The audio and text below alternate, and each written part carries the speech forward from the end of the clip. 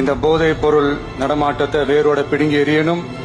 அப்படி எரிஞ்சாதான் இந்த பெண்களுக்கான இந்த சேஃப்டி ரொம்ப ஸ்ட்ராங் ஆகும். இது ரெண்டுமே ஸ்ட்ராங் ஆனாலே ஆட்டோமேட்டிக்கா சட்டம் ஒழுங்கும் சரியாகும். இந்த 3 விஷயம் சொன்னல, இந்த போதைப் பொருள் நடமாட்டம், பெண்களுக்கு எதிரான இந்த கொடுமை, இந்த சட்டம் ஒழுங்கு, இது 3மே ஒண்ணுக்கு ஒண்ணு இன்டர்லிங்க் தான். இதுவும் இப்ப புதுசா வந்த பிரச்சனை கிடையாது, பல வருஷமா இது இன்டர்லிங்கா தான் இருக்குது.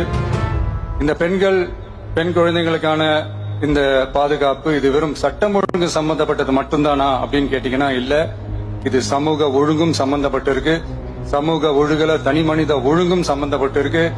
தனி மனிதன் ஒழுங்கா இருந்தாலே அந்த சமூகம் தன்னால மாறும். ஒரு கட்டுப்பாட்டோட ஒரு பொறுப்பா இருந்தாலே இந்த மாதிரி பல பிரச்சனைகளை நம்ம கண்ட்ரோல் பண்ணலாம்.